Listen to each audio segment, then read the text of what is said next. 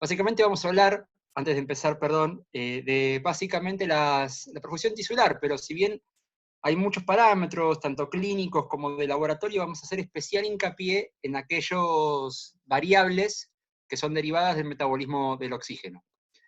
Con respecto a las fórmulas, bueno, el transporte de oxígeno es el volumen de oxígeno que se transporta a un órgano o a un tejido por unidad de tiempo, y es el producto entre flujo sanguíneo y contenido arterial de oxígeno. En caso de ser sistémico, el flujo sanguíneo es el volumen minuto cardíaco. Si no, esto ustedes lo pueden reemplazar por un flujo regional, como por ejemplo el renal o el mesentérico. Pero en caso de ser para todo el organismo, hablamos de volumen minuto cardíaco por contenido arterial de oxígeno. Recuerden que el contenido arterial de oxígeno tiene dos componentes, que es la suma de básicamente la concentración de hemoglobina por 1.34, que es una constante de afinidad, es decir, los mililitros de oxígeno que transporta cada gramo de hemoglobina y la saturación de oxígeno. Y también la suma del oxígeno disuelto en sangre con la presión arterial de oxígeno por su constante de solubilidad, y este componente último, lógicamente, queda despreciado. Si uno indexa a superficie corporal el volumen minuto cardíaco, obtiene que la disponibilidad de oxígeno es el producto entre el índice cardíaco y el contenido arterial de oxígeno, y su valor normal ronda los 520-570 mililitros minuto por metro cuadrado de superficie corporal. El consumo de oxígeno es la cantidad de oxígeno que es consumido por un determinado tejido u órgano por unidad de tiempo, y equivale al producto también entre flujo y a la diferencia entre contenido arterial y contenido venoso mezclado o mixto, como quieran decirle, de oxígeno. Y si esto nuevamente lo ajustamos a superficie corporal, es índice cardíaco por la diferencia entre contenido arterial menos contenido venoso mixto de oxígeno. Cabe aclarar que la sangre venosa mixta o sangre venosa mezclada, que en realidad como se debiera decir, es la sangre que se obtiene distalmente al ventrículo derecho. Su valor normal ronda los 110 a los 160 mililitros minuto metro cuadrado de superficie corporal. Sin embargo, hay otro método para calcular lo que es el análisis de los gases expirados. Este análisis básicamente contempla que el organismo es una caja negra, es decir, entra oxígeno y sale oxígeno, y si yo conozco el oxígeno que entra y el resto del oxígeno que sale, en definitiva es el oxígeno que consumí. ¿Esto cómo se hace? Se hace utilizando un calorímetro o un metabolímetro, bien, que básicamente es un sensor, una máquina en realidad, que sensa el flujo que se inspira y la fracción que se inspira, y el flujo expirado y la fracción expirada. En este caso, en la fórmula, vemos que es volumen o flujo, mejor dicho, inspirado de oxígeno por fracción inspirada, que en definitiva es el gas que entra, menos la diferencia entre el flujo expirado por la fracción expirada de oxígeno, que es el gas que egresa. Esa diferencia es el oxígeno que se consumió y es el gold estándar para calcular el consumo de oxígeno. La extracción de oxígeno en realidad es una fracción y no deja de ser otra cosa que la relación o el cociente entre consumo y transporte de oxígeno a los tejidos. Es decir, la fórmula tal cual la vimos de consumo de oxígeno, en donde es índice cardíaco por la diferencia entre contenido arterial menos contenido venoso mixto de oxígeno, dividido el índice cardíaco por el contenido arterial de oxígeno. Sería algo así como el oxígeno que se consume del oxígeno que llega, para traducirlo en términos coloquiales. Como tenemos una variable común, que es el índice cardíaco, la misma se puede cancelar, y la fórmula directamente es contenido arterial menos contenido venoso mixto sobre contenido arterial, y su valor normal ronda 0,2 o 0,3, es decir, que se extrae aproximadamente el 20 o 30% del oxígeno que se aporta. Esto es algo importante. Estos cálculos ustedes vieron que involucran saturación, tanto saturación arterial como saturación venosa mezclada. Ustedes saben que le conocen, de fisiología, la curva de disociación de la hemoglobina, en donde existen determinados factores, como el pH, la temperatura, la PCO2 y el 2,3 de pG, que básicamente desplazan la curva de disociación de la hemoglobina a la derecha o a la izquierda. Este gráfico se construye a partir de saturación de la hemoglobina en función de la presión parcial de oxígeno. Una presión que es la P50, que es la presión parcial de oxígeno en la cual la hemoglobina está saturada al 50%, es un parámetro de afinidad. Aumentos en el pH, descensos en la PCO2 o en el 2,3 de PG, o en la temperatura, generan un desplazamiento de la curva hacia la izquierda, es decir, disminuyen la P50, es decir, aumenta la afinidad de la hemoglobina por el oxígeno, mientras que cambios contrarios generan un desplazamiento hacia la derecha. ¿Qué pasa esto? La saturación de la hemoglobina puede ser medida por un oxímetro o calculada mediante el análisis del equipo de gases por un modelo matemático. Sin embargo, el análisis matemático en realidad no contempla una serie de cambios fisiológicos agudos que se dan en el glóbulo rojo.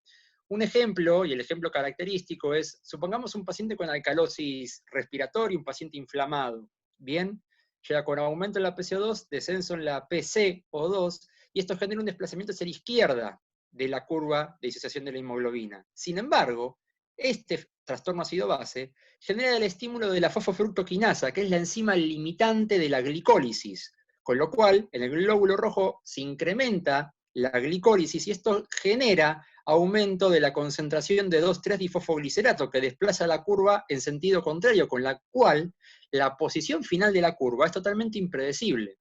Un análisis de la década del 90, en trabajo publicado en Journal of Applied Physiology, de una corte de pacientes críticos de patología variable, todos con Swan-Ganz, lo que se hizo fue, básicamente, comparar, bien, lo que era saturación venosa medida versus saturación venosa calculada.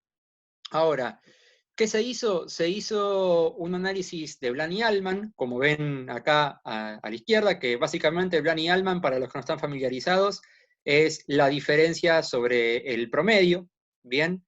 Y acá lo que ven en triángulo es la saturación venosa mezclada o mixta, y en círculo la saturación arterial, disculpen. Y como ven, el límite de agreement es tan alto como de casi un 20%, es decir, puede haber 20 puntos de diferencia entre la saturación venosa medida por un coxímetro o la calculada.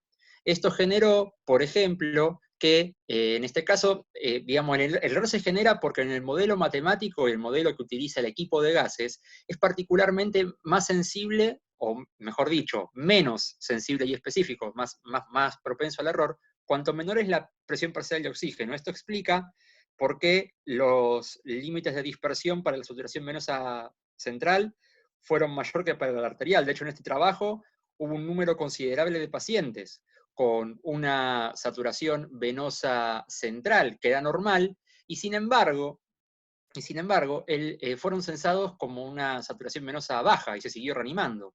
Lo mismo pasó al revés. Había pacientes que tenían una saturación calculada, digamos, el aparato informaba una saturación arterial normal y sin embargo estaban hipoxémicos. Y cuando estos valores se utilizaron para el cálculo de las variables de transporte y consumo, el error se magnificó y fue extremadamente grosero. Ergo, la saturación calculada y la saturación medida no son variables intercambiables. Debemos usar siempre la medida directamente por un coxímetro.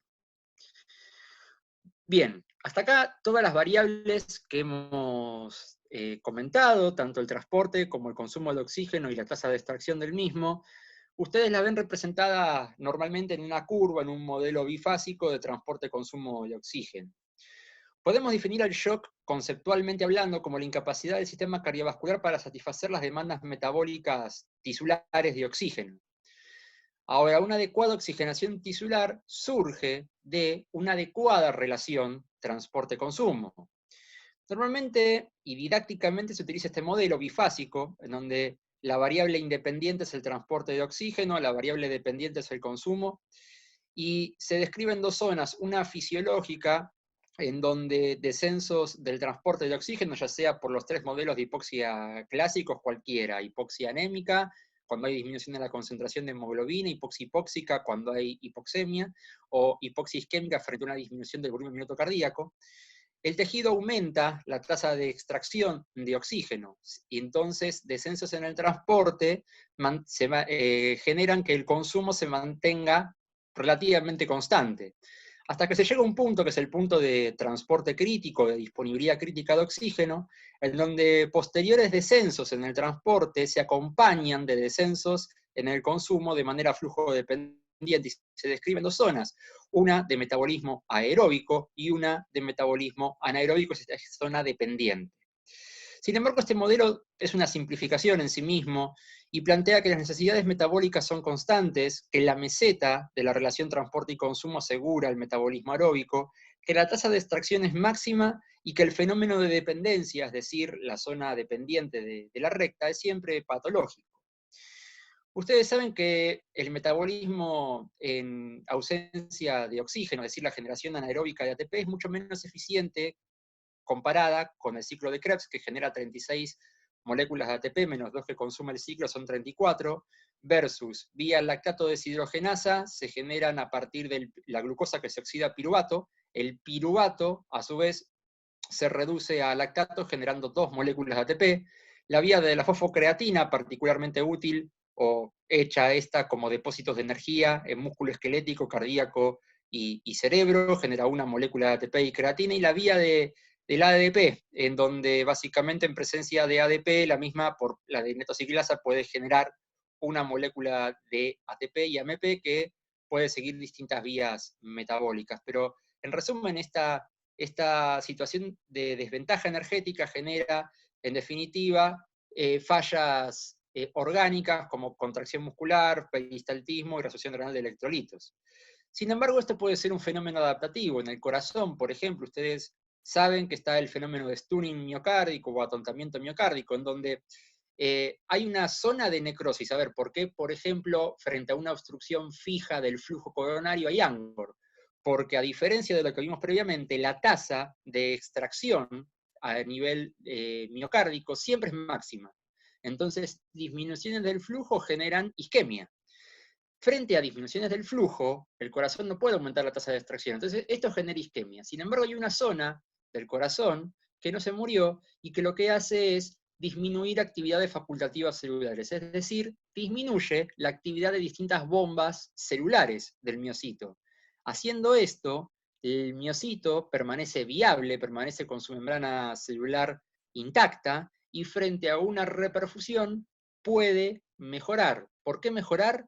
Porque esto, para mantener el miocito viable, este descenso en el consumo de oxígeno a expensas de suprimir funciones de bombas celulares, lo logra a partir de un costo, que es la disminución de la función. Como vemos acá en este trabajo, se mide pacientes con infarto de miocardio anteroseptal, se mide el flujo sanguíneo coronario antes y después de la reperfusión, donde antes de la reperfusión el flujo lógicamente es bajo, después de la reperfusión aumenta, y la función contráctil a nivel anteroseptal, que era pobre, recupera luego de la reperfusión. Es decir, este mecanismo de hibernación, este mecanismo de disminuir primariamente el consumo de oxígeno a expensas, de disminuir la función de las bombas celulares, puede ser un mecanismo adaptativo, y no solamente se ve en corazón. En nuestro laboratorio recientemente publicamos un trabajo que básicamente intenta de algún modo evaluar el efecto que tiene la reanimación en la falla renal aguda generada por sepsis. Ustedes saben que la falla renal aguda generada por sepsis no es necrosis tubular aguda, y de hecho un gran número de estudios histopatológicos así lo demuestran, con digamos, alteraciones tubulares que son mínimas o incluso inexistentes. Nosotros en nuestro laboratorio construimos la relación transporte-consumo de oxígeno solo en el riñón, y fíjense que es una pendiente, es una recta, y esto particularmente en el riñón es así, siempre es una recta fisiológicamente. De hecho, los círculos oscuros son los animales sanos, y los círculos blancos son los animales endotóxicos. Y cuando decimos la relación entre transporte de oxígeno y tasa de extracción, fíjense que la tasa de extracción, tanto los animales sanos como los sépticos, se mantiene constante hasta que los valores de transporte de oxígeno renal son críticamente bajos. Recién ahí empieza a aumentar la tasa de extracción. Entonces, ¿por qué la relación transporte-consumo en el riñón es lineal? Bueno, a expensas de que el riñón disminuye la actividad de bombas celulares, fundamentalmente la reabsorción de solutos, y esto genera una disminución del consumo de oxígeno renal a modo de mecanismo adaptativo. Esto, claro, es una hipótesis, pero que es la teoría bioenergética de la sepsis de Mervyn Singer, pero la relación transporte y consumo de oxígeno es lineal y estamos en situación fisiológica. ¿Qué pasa? Esto también se ve en el organismo entero. En este grupo de pacientes críticos estables, que tenían un RAS 0 más 1, Weissman les mide mediante metabolismo mínimamente invasivo, perdón, monitoreo mínimamente invasivo, y además un calorímetro, un metabolímetro, como el que mencionamos antes, distintas variables sumadas a consumo de oxígeno, producción de CO2 y el RQ, el cociente respiratorio. ¿Y qué se vio? Que en las distintas actividades que iban desde el reposo, el sueño, hasta realizar electrocardiogramas, mover al paciente a la camilla, bañarlo, hacerle placas, hacerle el examen físico o kinesiarlo, el consumo de oxígeno era completamente variable, haciéndose máximo, en el caso del trabajo, frente a la actividad kinésica, con un RQ relativamente constante, con lo cual esto no revelaba metabolismo anaeróbico, sino que revelaba que aumentaba las demandas metabólicas tisulares. Así como nosotros, cuando comemos, cuando hacemos deporte, cuando estamos en reposo, nuestra actividad metabólica es variable, así pasa en nuestros pacientes críticos. Y lo mismo se ve en patología. Kreiman en la década del 90, basado en esto, hace un estudio observacional en 30 pacientes con sepsis, que evolucionaron a la vieja sepsis severa y shock séptico. Y midió distintas variables con un Swan-Ganz, una línea arterial y un metabolímetro. ¿Qué se midió? Índice cardíaco, transporte, consumo de oxígeno, resistencia vascular sistémica, y mediante un calorímetro, consumo de oxígeno y producción de CO2. ¿Qué fue lo que vimos? Que a medida que aumenta la severidad del paciente, el índice cardíaco disminuye, el transporte consumo de oxígeno también disminuye y la resistencia vascular periférica aumenta. Es decir, que la relación transporte-consumo de oxígeno es una pendiente. Si alguien ve esto, o cualquiera ve esto, yo no dudo que o le va a expandir con fluidos, o le va a subir la nora, o le va a poner dobutamina, y sin embargo, esto se correlacionó, ¿sí?, con un descenso en el consumo de oxígeno a medida que se agravaba la enfermedad, aumentando en recuperación, pero esto fue secundario a un cambio en la tasa metabólica basal. Bajaban la demanda metabólica del paciente a medida que estaba más grave, quizás a modo de mecanismo adaptativo, y esto generó que disminuyera el flujo. Ergo, en el ejemplo anterior, el índice cardíaco. Es decir, esto no significa que descensos en el índice cardíaco generaron descensos en el consumo.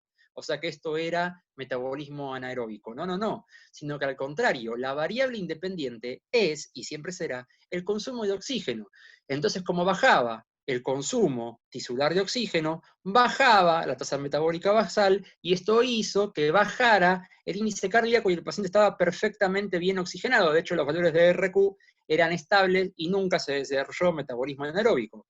Si nosotros, por ejemplo, hiperreanimamos a este paciente, interpretando mal la situación, el uso de fluidos para aumentar la precarga, el uso de nora, el uso de dobutamina, en definitiva, el aumento del gasto cardíaco lo que hace es aumentar el consumo de oxígeno del propio corazón. Aumenta la carga filtrada de solutos a nivel renal. Ustedes recuerden que del 20 al 25% del índice cardíaco va al riñón. Y al aumentar la tasa de filtrado glomerular, aumenta la actividad de las bombas celulares a nivel renal para reabsorber solutos. En definitiva, lo que estamos haciendo es aumentar el transporte y generando nosotros un aumento en el consumo tisular, sin mencionar que además las catecolaminas tienen un efecto calorigénico que es directo.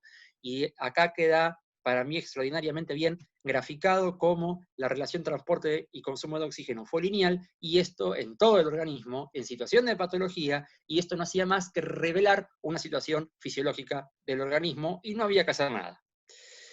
Ahora, la relación en la zona dependiente no significa que nosotros, digamos, necesariamente estemos en una situación de patología.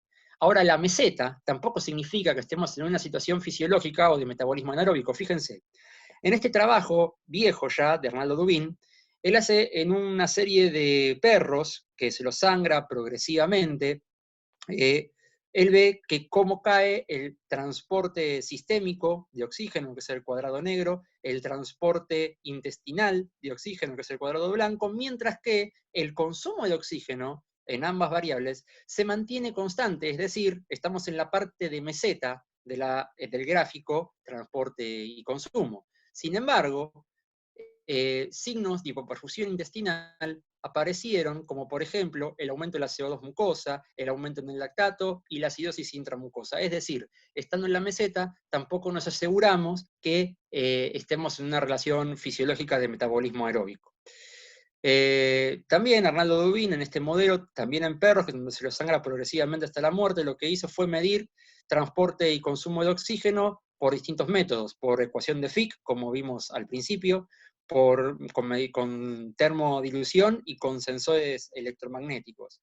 Y lo que se ve es que en realidad la relación transporte y consumo de oxígeno no es bifásica, es decir, de una parte recta y otra parte dependiente, sino que es asintótica o semilogarítmica. Y además, el transporte de oxígeno, esta relación semilogarítmica, lo que hace es expresar que la tasa de extracción de oxígeno aumenta incluso a variables por encima de lo descrito como lo máximo. Fíjense que llega a valores 80-90%, esto lógicamente poco antes de la muerte del animal en experimentación. Pero la tasa de extracción de oxígeno sigue aumentando un momento antes de la muerte.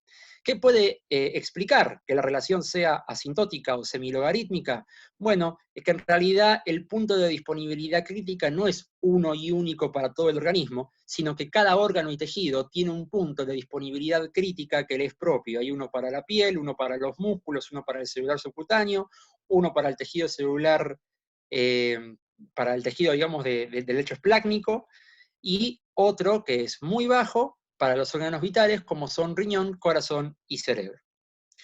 ¿De dónde sale un poco esto de la construcción de la relación patológica, dependencia patológica del oxígeno? Dannek, en la década del 80-90, por ahí, lo que hizo fue en un grupo de pacientes con distrés secundaria sepsis, construir la curva de transporte-consumo de oxígeno y obtuvo una pendiente, obtuvo una relación lineal. El que hacía, él cambiaba, mejor dicho, aumentaba el transporte de oxígeno modificando distintas variables como la oxigenación o el flujo sanguíneo sistémico o transfundiendo a los pacientes. Y él obtuvo esta relación lineal, esta dependencia que se llamó dependencia patológica. Sin embargo, esto puede ser explicado por dos cosas. Una, que se llama acoplamiento matemático de datos, que es, acá tenemos la curva transporte-consumo, la relación transporte-consumo en pacientes individuales, y fíjense cómo en pacientes individuales los mismos están en la parte de la meseta o plató. Sin embargo, si estos datos, en lugar de analizarse individualmente, se analizan en conjunto, se obtiene una relación lineal que no es más que un artefacto matemático. Del mismo modo, el transporte y el consumo de oxígeno se calcularon a partir de una variable común que es el índice cardíaco medido por termodilución. El índice cardíaco por termodilución tiene un error inherente al método que puede ir del 10 al 15%. Entonces, yo tengo una medición y tengo un 10% por encima, un error, un 10% por abajo, otro error, y aparece una relación lineal que no es cierta. Sin embargo, el acople matemático de datos no explica todo, porque hay otros modelos, fundamentalmente experimentales, que sí generan la curva transporte-consumo y que sí revelan la existencia de una dependencia patológica de oxígeno, pero esto ocurre cuando el transporte de oxígeno es extremadamente bajo. Con lo cual yo quiero decir que este tema es profundamente controvertido, hay al menos 20 o 30 años de discusión en este tema. Yo quise aclarar los puntos más importantes, pero esto hay muchísimo material más para discutir, y si alguno tiene alguna duda podemos verla al final. Respecto de las variables, saturación venosa central. Bueno, la saturación venosa central, como ustedes vieron en la ecuación de Fick, se utiliza, por ejemplo, para el cálculo del consumo de oxígeno, que era volumen minuto cardíaco, por la diferencia entre el contenido arterial menos venoso mixto de oxígeno. Si uno despeja, ¿sí?, a partir de una constante, la única diferencia que hay entre contenido arterial y contenido venoso mixto es la saturación entre ambas variables.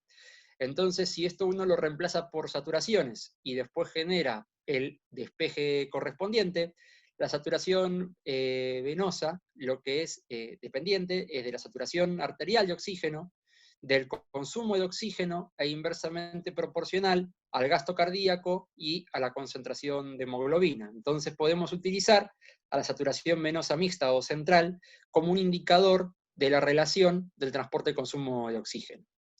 De hecho, el primer trabajo que lo hace es el trabajo de Rivers en el 2001, en donde él randomiza a 263 pacientes, uno a un grupo estándar, en donde básicamente era mantener vitales, presión arterial por arriba de 65, gasto urinario o diuresis, mejor dicho, de 0,5 mililitros kilo o más, y otro grupo que era el grupo intervención, en donde la diferencia era mantener una saturación venosa central mayor a 70%, teniendo en cuenta una serie de variables, como era la saturación arterial, si el paciente estaba hipoxémico se mejoraba, el hematocrito tenía que estar por arriba de 30, el índice cardíaco y el consumo de oxígeno.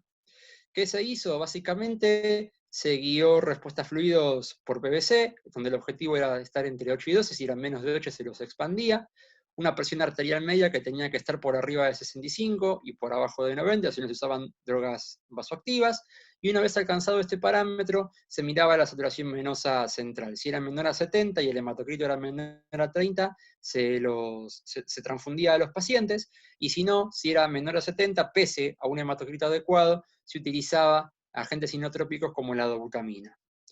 ¿Qué se vio? Que esta intervención generó un descenso en la mortalidad del 16%, y de hecho durante mucho tiempo estuvo este protocolo en la campaña Sobreviviendo a la Sepsis como una práctica a seguir porque bajaba mortalidad, sobre todo en los pacientes sépticos.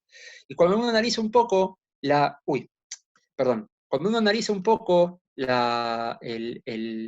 cuando uno compara lo que fue el distinto tiempo evolutivo, vimos que, digamos, el grupo de Rivers tuvo tres diferencias. Una, que requirió considerablemente más transfusiones, fíjense acá, ¿sí? en la segunda parte de la fila. Después también requirió más agentes inotrópicos considerablemente, como la dobutamina. Y las otras variables, la verdad que no fueron diferentes. Bien, la saturación venosa central, un poco para explicarlo fisiopatológicamente, refleja la relación adecuada entre el transporte y el consumo de oxígeno, y no, como miraba Rivers, solamente un inadecuado transporte.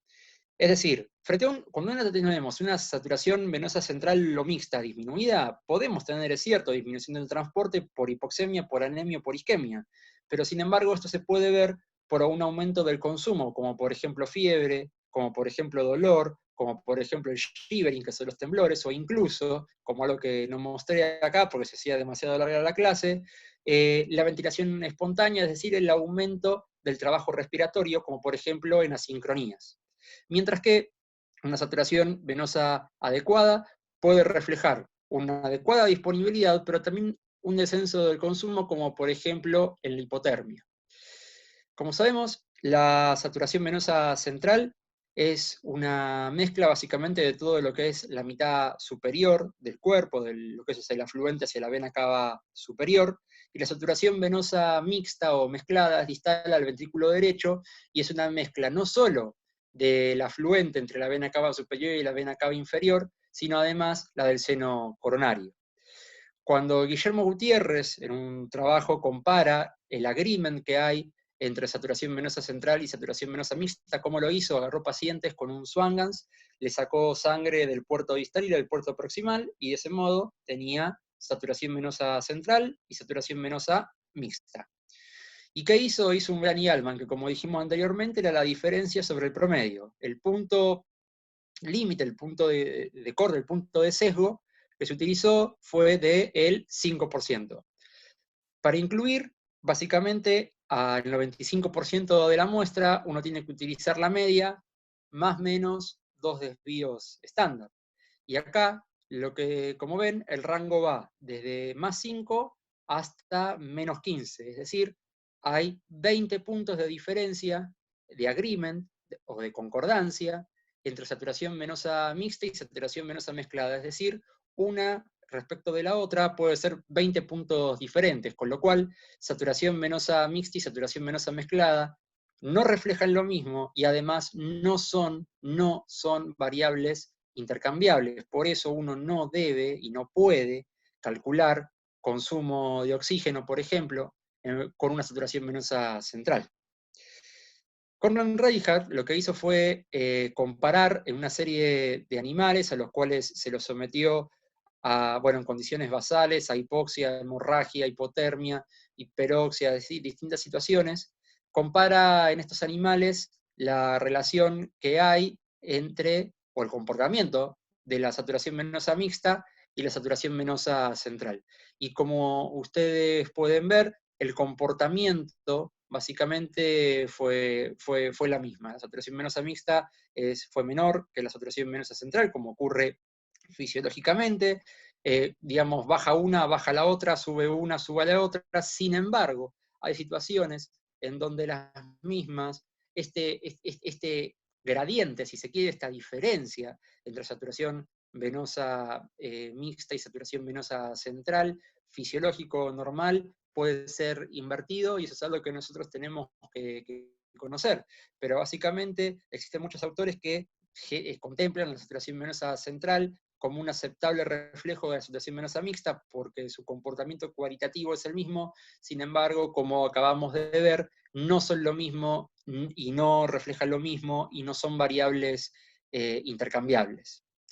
Ahora bien, desde el punto de vista también de la evidencia, un poco vimos que la saturación venosa central puede ser utilizada como una variable de monitoreo de la perfusión tisular. Se basó en el trabajo de Rivers, pero algo como vimos también, en el trabajo de Rivers, en general, la media de saturación venosa estuvo rondando los 48%. Y en este trabajo de este grupo holandés, al menos epidemiológico, muestra que la media de saturación venosa central en pacientes en terapia intensiva era de 72, y particularmente más alta en pacientes sépticos, comparado con 48-49, que era del grupo de Rivers, con lo cual encontrar pacientes con saturación venosa central tan baja en terapia intensiva es en extremo raro. Bien, se vieron en el 1%, de hecho.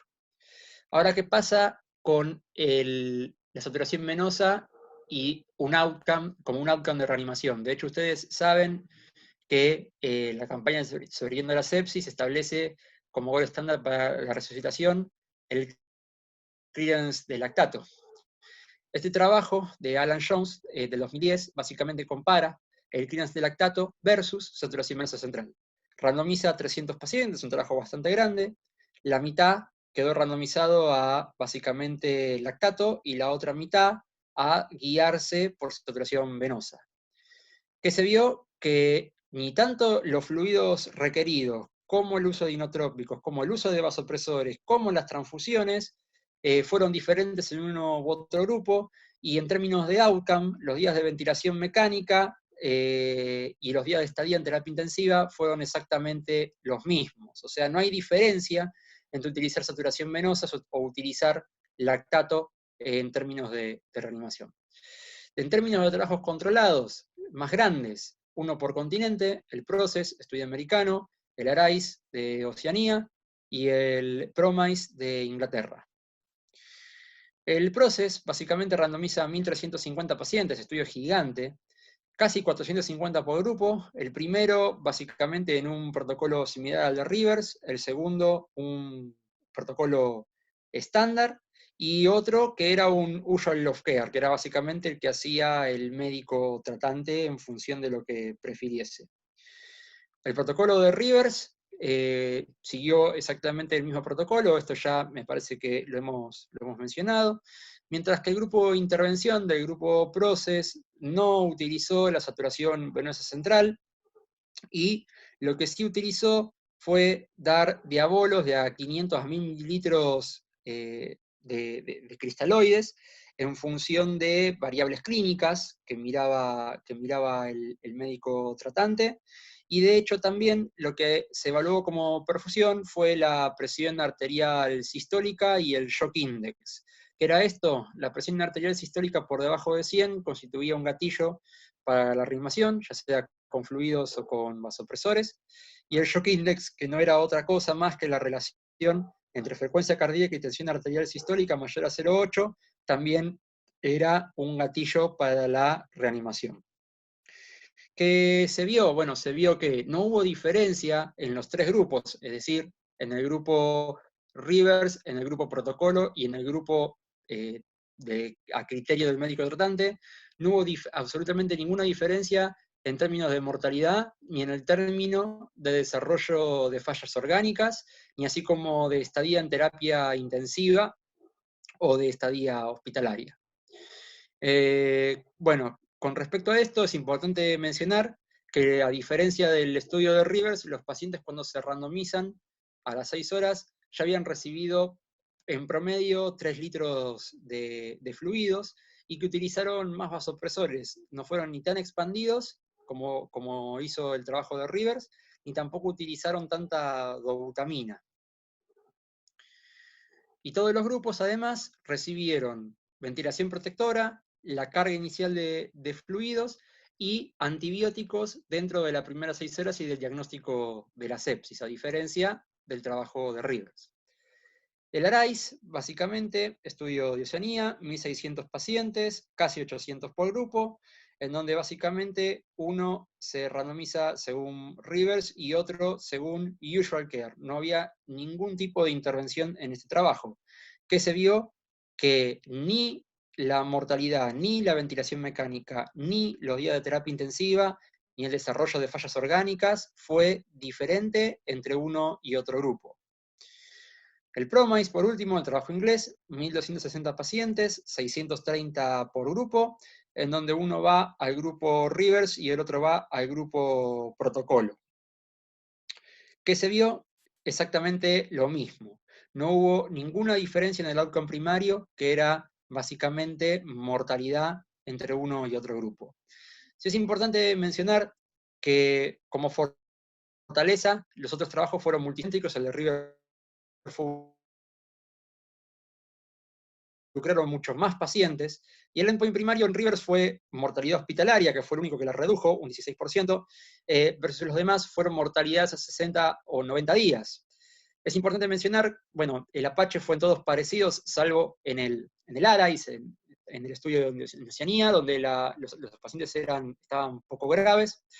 La saturación venosa promedio en Rivers fue de 48-49, mientras que los demás se mantuvo entre 70 y 72, como vimos, muy parecido al estudio epidemiológico holandés. Y también los pacientes de Rivers fueron más agresivamente expandidos versus los demás, pero hay que mencionar también que los demás recibieron un bolo inicial antes de ser protocolizados, además de antibióticos y ventilación protectora. Otra cosa que se usaron considerablemente más vasopresores, que por un lado explica también por qué se expandieron menos, requirieron menos transfusiones y muchísimo menos doutamina. Bueno, un poco lo que habíamos hablado en líneas generales, esto lo resume.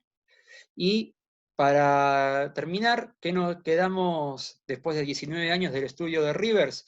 Que básicamente la resucitación inicial en los pacientes con sepsis grave y shock séptico, o lo que podríamos decir hoy como sepsis y shock séptico, ha mejorado respecto a la época de Rivers, y que los grupos controles de los otros 3 trabajos controlados, la verdad que tuvieron un reconocimiento más rápido de sepsis, una reanimación más agresiva y temprana, ventilación protectora, antibióticos rápido, y dirigir frente con todo esto la terapéutica en base al monitoreo que en Rivers era continuo por monitor, saturación venosa central, la verdad que no agregó ningún tipo de beneficio. También es importante mencionar que esto es así y que, digamos, en los trabajos controlados, los pacientes ingresaron con una saturación venosa central por arriba de 70, que en definitiva es lo que seguramente nos pase a nosotros en nuestra práctica diaria. Y que las transfusiones y el uso de liberado de dobutamina livianamente, solamente medidos por una saturación venosa, la verdad que eso puede ser muy peligroso para los pacientes. Respecto del lactato, bueno, el lactato epidemiológicamente es frecuente al ingreso a UTI, más el 34% tienen 2,4, más el 6% tienen más de 5, y básicamente, ¿qué quiere decir este estudio epidemiológico del grupo de Dubin, hecho en el Sanatorio Tamendi, que el trastorno acidobase más común que tenemos al ingreso a la terapia intensiva es la acidosis metabólica con capalto, y de eso, lo más común es que sea por lactato. 1 de cada 4 pacientes tienen hiperlactacidemia. Ya en la década del 70, Max Harry Weil lo que hizo fue describir la relación que había entre lactato y sobrevida. El lactato es un predictor extraordinario de sobrevida, en donde a medida que aumenta el lactato, la sobrevida va disminuyendo, haciéndose menor al 10% cuando el lactato es mayor a 12. Y perdón, la mortalidad en pacientes que superan 5 de lactato supera el 80%. Ahora bien, un poco es importante mencionar que el valor del lactato normal no es 2,2 o 2,4 como a veces nos dice el laboratorio. En este estudio del grupo de Jan Bakker lo que podemos ver es que, bueno, es una corte retrospectiva pero gigante, 7.155 pacientes al ingreso a UTI. Y él básicamente los subdividió en cuartilos, en pacientes con lactato normal, menor a 2, y pacientes con lactato por arriba de 2. Y cuanto más era el lactato por arriba de 2, mayor era la mortalidad de los pacientes, y eso es innegable. Sin embargo, en el subgrupo de lactato que era normal, los volvió a dividir en cuartilos, y valores tan altos como mayores a 1,7, o mejor dicho, valores mayores a 0,75, milimoles litro de lactato, se correlacionaban también independientemente con la mortalidad. ¿Qué quiere decir esto? Que el lactato normal es menor a 1. Ahora, respecto de la vía metabólica del lactato, el lactato, como ustedes saben, vía glicólisis, se transforma en piruvato. La enzima limitante de esto es la fosfofructoquinasa. El piruvato puede seguir 2 vías: metabolizarse el lactato por la láctico deshidrogenasa o ingresar a la mitocondria, y vía piruvato deshidrogenasa metabolizarse acetil-CoA y el mismo ser utilizado como sustrato para el ciclo de Krebs. El lactato se genera en gran cantidad, 1 milimol kilo hora, a partir del piruvato en plasma, y se remueve a partir de 2 ciclos en líneas generales. Uno es el famoso ciclo de Cori, en donde a partir del lactato producido por el músculo es captado por el hígado y se utiliza como sustrato para la gluconeogénesis, o si no también por un sistema de lanzaderas que puede ser extracelular o paracelular, en donde el lactato producido que sale de la célula puede entrar a células cercanas, de ahí entrar a la mitocondria, y vía lactato deshidrogenasa metabolizarse a piruvato y ser sustrato del ciclo de Krebs, o incluso dentro de la misma célula puede hacerlo. Y esto básicamente se utiliza como sustrato, como nutriente metabólico en órganos vitales como son corazón y cerebro. Es decir, el lactato no es solamente un producto de desecho metabólico, sino que es un combustible. De hecho, en modelos experimentales de corazón aislado, lo que se hace es, mediante el ISI, que es un betabloqueante, o el dicloroacetato, disminuir la producción muscular de lactato. Y lo que se vio fue que cuanto menor era el lactato que producía ese músculo, más rápido ese músculo desarrolló parada cardíaca. Y en todo el organismo también se ve lo mismo. Esto es un trabajo hecho en pacientes sépticos, en donde se les da dicloroacetato para disminuir la producción de lactato, es decir, con la falacia de que si a más lactato los pacientes se mueren más, bajemos el lactato. Y esto no ocurrió. La mortalidad fue exactamente la misma en un grupo perfectamente comparable. Es más, de hecho, el lactato al ingreso fue el predictor de sobrevida, y también el lactato a las 24 horas. Y la verdad que disminuir el lactato con dicloroacetato no tuvo ningún tipo de beneficio, es decir, el lactato aumenta como un epifenómeno a otra cosa. Bien, no es que el paciente se muere por el lactato. De hecho, los modelos experimentales, como por ejemplo esto de Stephen Kane, frente a disminuciones en el transporte de oxígeno, por ejemplo por sangrado, empieza a aumentar la producción de lactato y se hace mayor en situaciones de anaerobiosis. Esto digamos, lactato no solamente epidemiológicamente es fantástico para predecir mortalidad, sino que en situaciones agudas, y subrayo agudas, es capaz de cuantificar la deuda de oxígeno en la que fue sometido este paciente. A ver, no es lo mismo un paciente que añoso, por ejemplo, no sé, de 70, 80 años, que se va a operar la cadera, que ingresó de la casa y que postquirúrgico tiene un lactato de 5, a un paciente séptico que tenemos en la sala, que todos los días tiene 3 de lactato y un día tiene 4. No es lo mismo. Y ahora, más adelante, lo vamos a ver. Pero básicamente, en la primera situación, el lactato expresa y básicamente documenta con claridad la deuda de oxígeno a la que fue sometido ese paciente.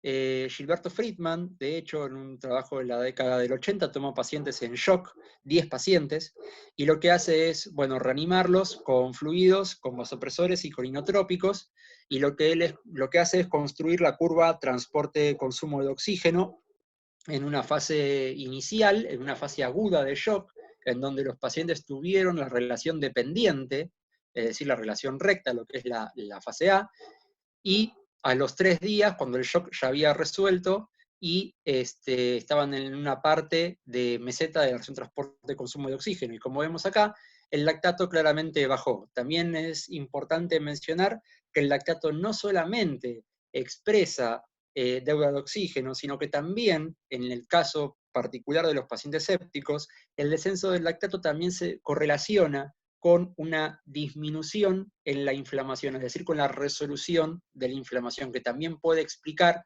el descenso en el lactato que viven estos pacientes. Si volvemos a repasar la curva de metabolismo, en presencia de hipoxia tisular, el piruvato es metabolizado de lactato por vía láctico deshidrogenasa.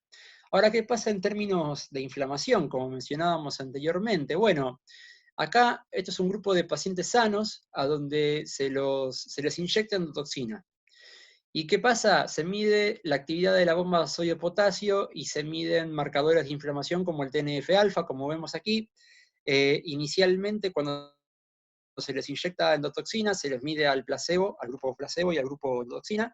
El TNF-alfa se disparó, los pacientes hicieron fiebre, hicieron shivering, o sea, hicieron escalofríos, pero ninguno se hipotensó, se mantuvieron estables. Se midió la concentración de adrenalina endógena que produjeron los pacientes, que fue sustancialmente mayor en el grupo endotoxina, y también se midió las concentraciones de potasio, tanto arterial como venosas. Y como podemos ver acá, el grupo que recibió endotoxina tuvo menos concentración plasmática de potasio, sugiriendo esto, que la endotoxina y el aumento del TNF-alfa generó de algún modo activación de la bomba sodio-potasio ATPasa, generando que el potasio ingrese en el compartimento intracelular. Y ahora la pregunta es, ¿qué pasa con el lactato? Cuando se mide el lactato, tanto en el grupo placebo como en el grupo endotoxina, en el extremo arterial, en el extremo venoso, el lactato fue mayor en el grupo endotoxina, con lo cual lo que podemos básicamente concluir de este trabajo es que la endotoxina lo que generó fue la liberación de, bueno, inflamación, liberación de catecolaminas endógenas, y esto generó la activación de la sodio-potasio ATPasa, y esto generó un aumento en la producción de lactato, y eran pacientes que no estaban más graves, simplemente estaban inflamados. Un trabajo que en realidad lo cito, pero que no tiene nada que ver con esto, es un trabajo de Andrea Morelli, en donde básicamente utiliza esmolol, un beta-bloqueante de vida media corta, para evaluar distintos outcomes clínicos en los pacientes con sepsis y shock séptico, publicado en 2013. Básicamente, acá lo que vemos es que el grupo esmolol y el grupo que no recibió esmolol, hubo una diferencia de lactato estadísticamente significativa, que también puede mostrar cómo el lactato se incrementa por metabolismo aeróbico. Y también, con respecto a la sepsis, este es un modelo animal en donde se les inyectaba lipopolisacárido a una serie de ratas, generando un modelo de sepsis, y se medía la actividad de la enzima piruvato deshidrogenasa, como vimos en el gráfico de metabolismo del lactato. Y lo que se vio fue que se midió en distintos intervalos horarios. Y lo que se midió fue la concentración del lactato a nivel muscular. La concentración de lactato, como ustedes ven acá, que es la barra blanca, fue siempre mucho más alta en el grupo lipopolisacárido que en el grupo control. Sin embargo, algo importante para ver es que la actividad de la piruvato deshidrogenasa fue igual tanto a las 2 como a las 6 horas y empezó a bajar a partir de las 24 horas, es decir, es un fenómeno tardío. Con lo cual, lo que podía explicar acá, el incremento de lactato, vuelvo para atrás, era la liberación inicial de catecolaminas endógenas, y lo que explica que el lactato sea persistentemente elevado, ahora sí, es la disminución de la actividad de la piruvato deshidrogenasa, con lo cual, hasta acá tenemos que la glucosa se puede metabolizar a piruvato. El piruvato puede seguir dos rutas: lactato, por el lactato deshidrogenasa, o entrada de la mitocondria y vía piruvato deshidrogenasa, metabolizarse a acetil-CoA y ahí ciclo de Krebs. La sepsis, ya sea por liberación de catecolaminas endógenas, puede incrementar la producción de lactato porque incrementa la producción de piruvato, o sea, hay más sustrato, vía glicólisis aeróbica. La hipoxia tisular lo que hace es, digamos, disminuir la presencia de oxígeno, entonces el piruvato lo que hace es desviarse hacia un metabolismo anaeróbico.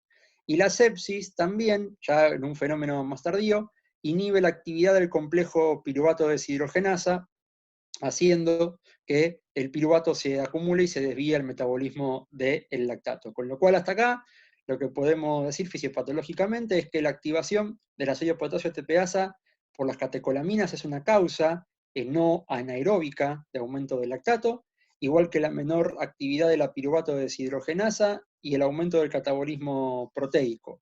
También hay aumento en la producción por los glóbulos blancos y los glóbulos rojos. Ahora, ¿qué relación tiene esto con lo que nos compete, que es la relación transporte y consumo de oxígeno? Bueno, Ian Baker, en la década del 90, hace un trabajo epidemiológico en donde observa la relación que había entre transporte y consumo de oxígeno y lactato en los pacientes sobrevivientes y no sobrevivientes en la UCI. Y lo ve esto en la fase aguda y en la fase final, ya sea muerte o salida de la UCI o de la patología crítica.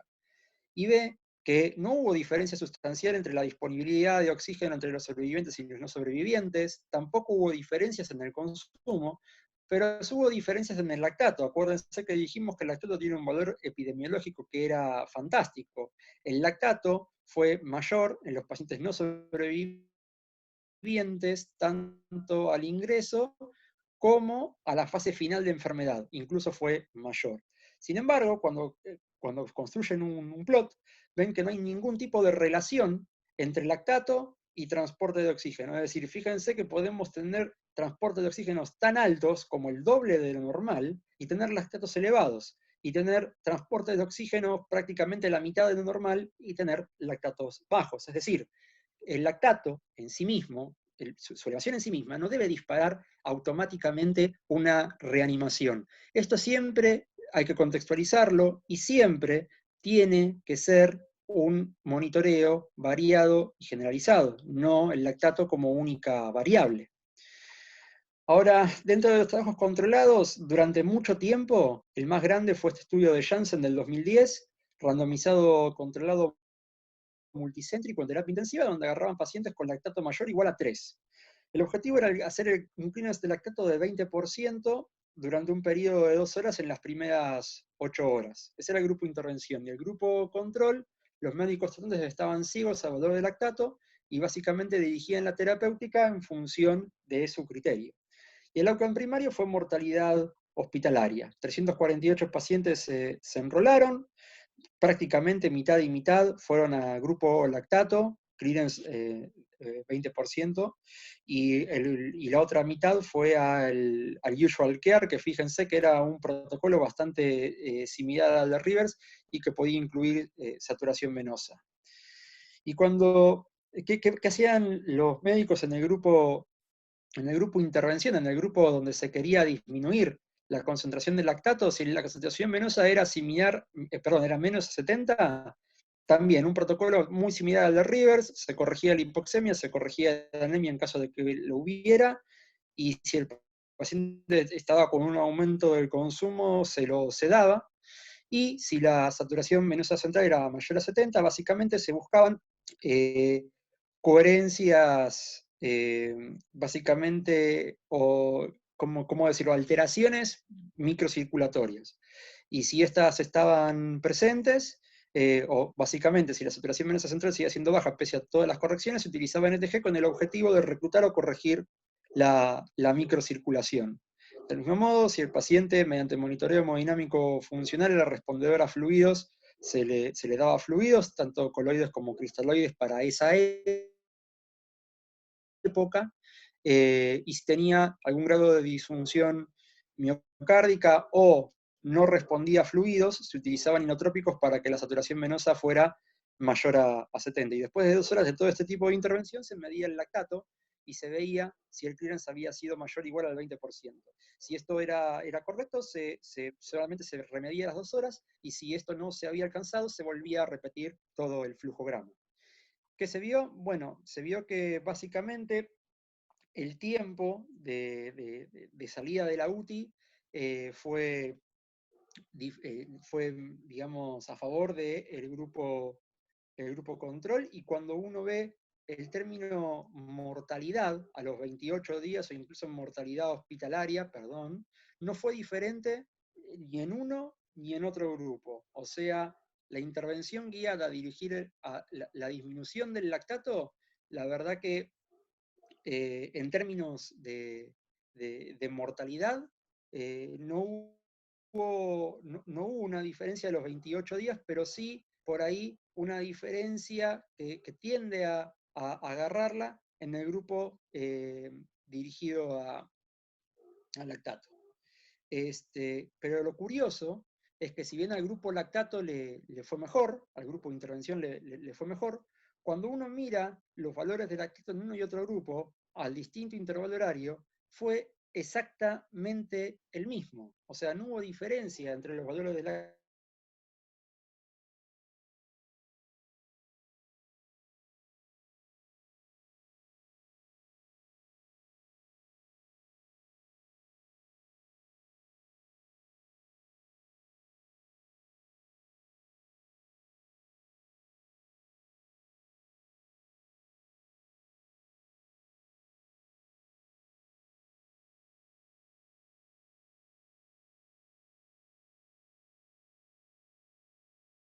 Si bien ustedes ven por ahí acá que el uso de fluidos fue mayor en el grupo lactato, fíjense que la diferencia fueron 500 mililitros en las primeras 8 horas. Sí, el balance acumulado fue diferente, pero casi 2 litros. Pero la verdad que inicialmente podemos decir que en las intervenciones no hubo mucha diferencia.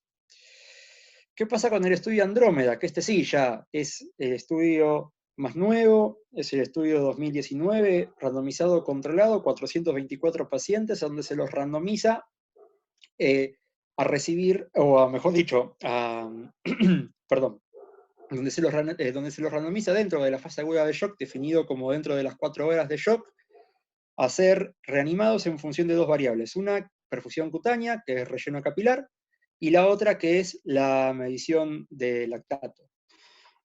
Bueno, esto es cómo se hizo. Yo he participado, he colaborado con, la verdad, muy pocos pacientes, pero se medía el relleno capilar con un portaobjeto en el pulpejo del dedo por 10 segundos, hasta que, digamos, cuando el dedo estaba completamente blanco.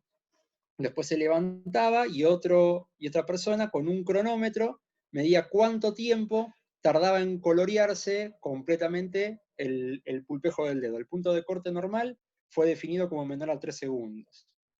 Ahí está.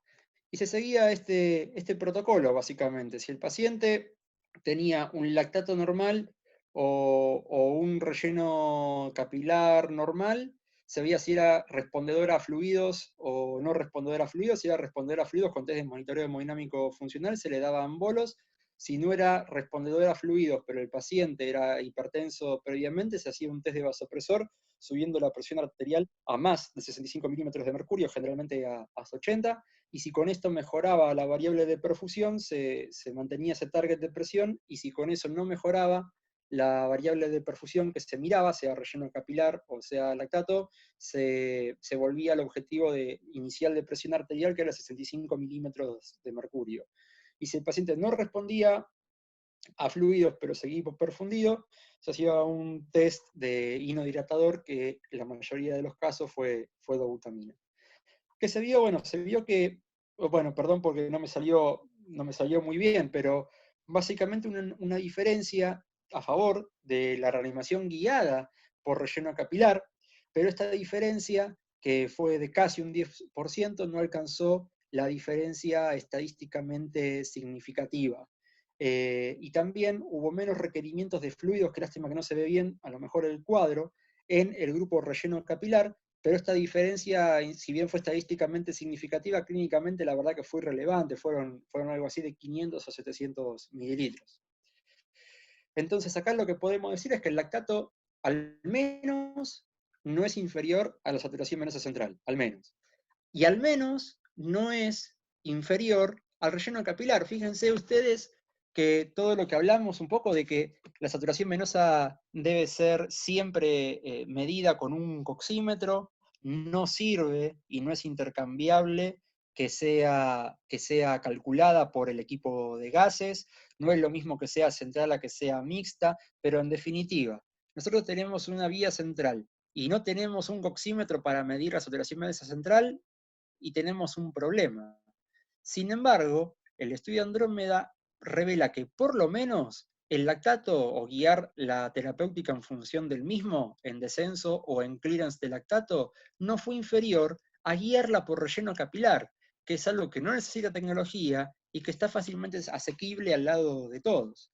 Por eso acá tenemos, bueno, en Blue Journal, hace ya 2 o 3 años, salió esta crítica un poco de distintos autores, un grupo chino que dice la reanimación guiada por lactato salva vidas, categóricamente sí. Un grupo francés encabezado por Monet, en donde dice la reanimación guiada por lactato salva vidas, no. Y una que está en Ian Baker y Glenn Hernández, donde la reanimación guiada por lactato salva vidas, la verdad que no sé. Esa es buenísima. Y la verdad que yo estoy muy de acuerdo con esa. Básicamente es un tema también cuando parar la reanimación con lactato, cuáles son las trampas o las limitantes que tiene el lactato como reanimación. De hecho, la mayoría de las veces el lactato aumenta como expresión del metabolismo anaeróbico y no como expresión de disoxia tisular. Esto, que se usa como regla, en realidad es la excepción. Entonces el lactato, en la enorme mayoría de las veces, es de producción aeróbica, fundamentalmente viene del músculo, pero puede venir también de distintos tejidos, y también hay trabajos en shock séptico en donde el lactato persistentemente alto no es otra cosa que expresión de disminución de la perfusión esplácnica.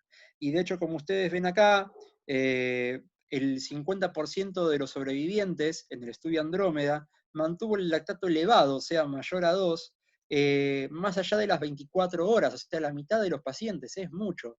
Y como ven acá, la curva de descenso del lactato fue bifásica. ¿Qué quiere decir esto?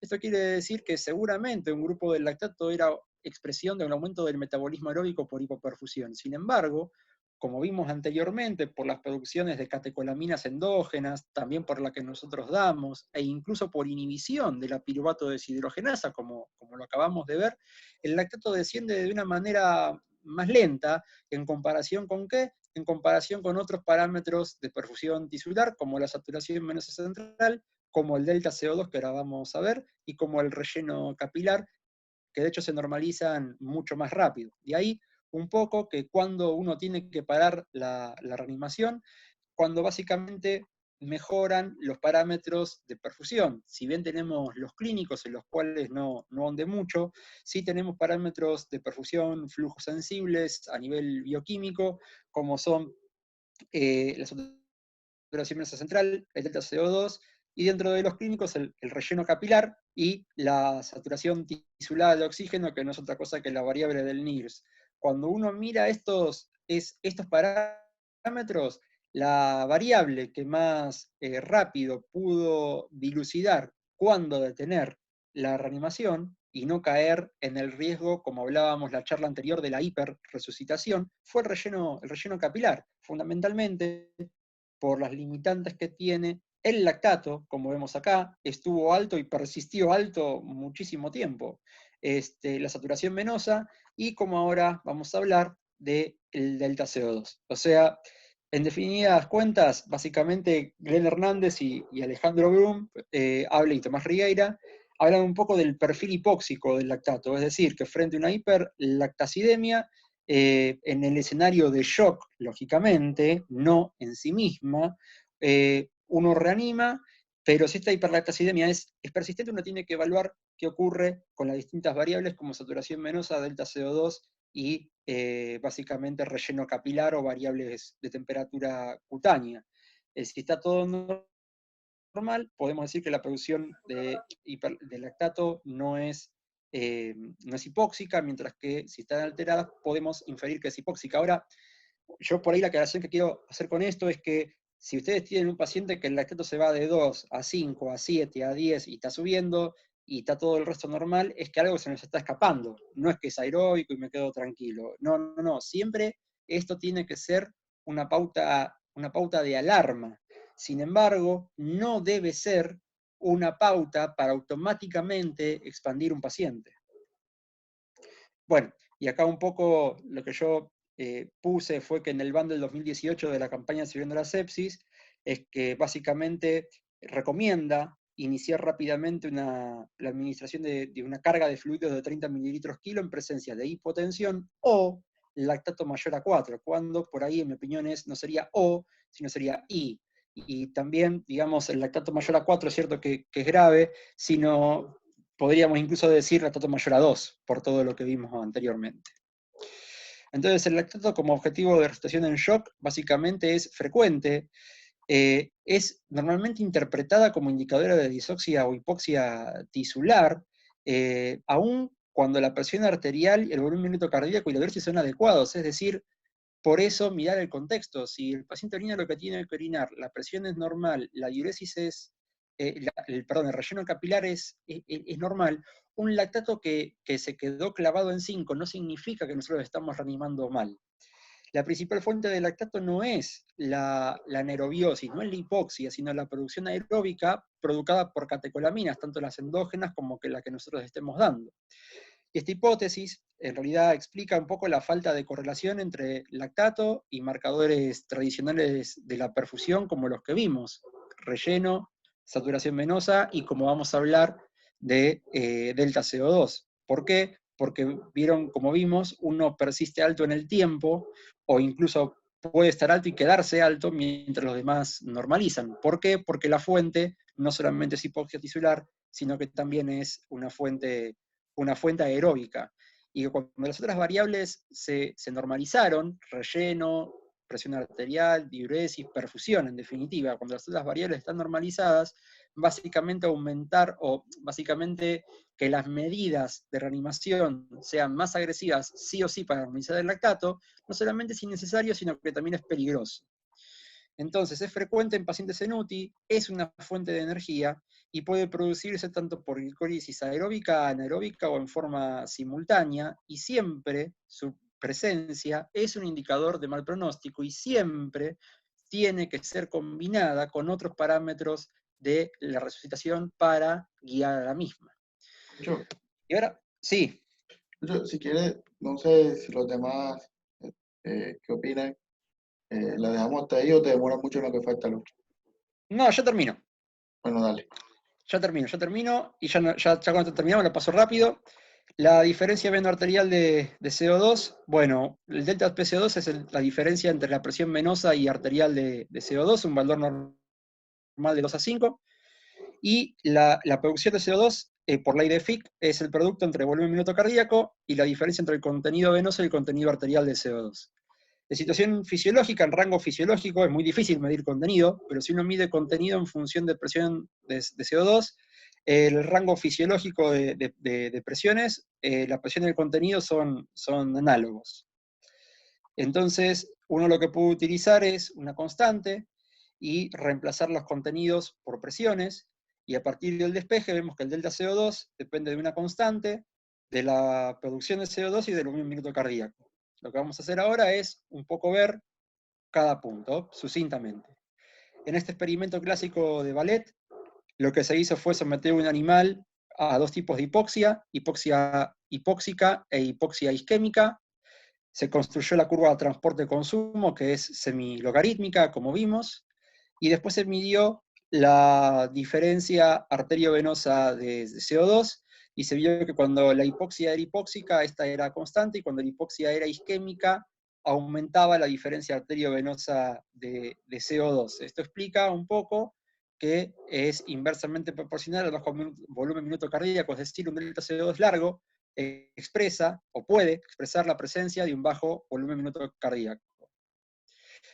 Arnaldo Dubin hace en un experimento algo similar, genera básicamente un modelo de hipoxia isquémica, sangrando el animal, un modelo de hipoxia hipóxica con un modelo de distrés respiratorio, y construye las curvas de transporte y consumo de oxígeno sistémico e intestinal, y mide el delta CO2, el cual se incrementa en hipoxia isquémica y no en hipoxia hipóxica.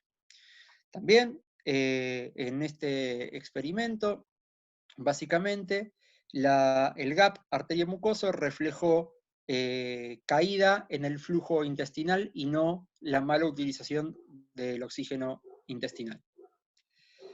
Bueno, esto para pasar más rápido, un concepto importante es que, digamos, fíjense acá, y esto es lo que vio el trabajo de Arnaldo que yo quería remarcar, que es que acá se construye un gráfico de presión arterial de CO2 mixta y transporte de oxígeno, ¿no? Entonces, a medida que disminuye el transporte de oxígeno, los comportamientos fueron diferentes. Si la disminución del transporte de oxígeno fue por isquemia, aumentó el delta CO2, mientras que si fue por un modelo, yo no lo creé antes, pero en este modelo que se hizo, se agarró unas abejas, se las sangra, y después lo que se hace es, se les infunde fluidos cristaloides, o lo que se hace es básicamente reinfundirle la misma sangre. Es decir, anemia isovolémica, que es lo que hacemos nosotros en la UTI. Tenemos un paciente que sangra, le damos fluidos, y si la hemoglobina cae por debajo de 7 lo transfundimos. Pero básicamente en este modelo experimental lo que se hizo fue un modelo de anemia isovolémica, es decir, mejorar la perfusión con fluidos o mejorar la perfusión con sangre. ¿Y qué se hizo? Básicamente, miren, se midió básicamente una correlación que hay entre lo que es el transporte de oxígeno y la diferencia entre contenido arterial de CO2 y presiones. A la derecha es presión de CO2 y a la izquierda es contenido de CO2. Y fíjense esto, a medida que el paciente o el animal en experimentación se pone anémico, pero aunque esté bien perfundido, la concentración, ¿sí?, de CO2 cae. Y esto se explica, ¿sí?, porque se está diluyendo la hemoglobina. Hay menos carrier para transportar CO2, entonces cae la hemoglobina, cae el contenido de CO2. Sin embargo, la presión, ¿sí?, de CO2 en sangre aumenta.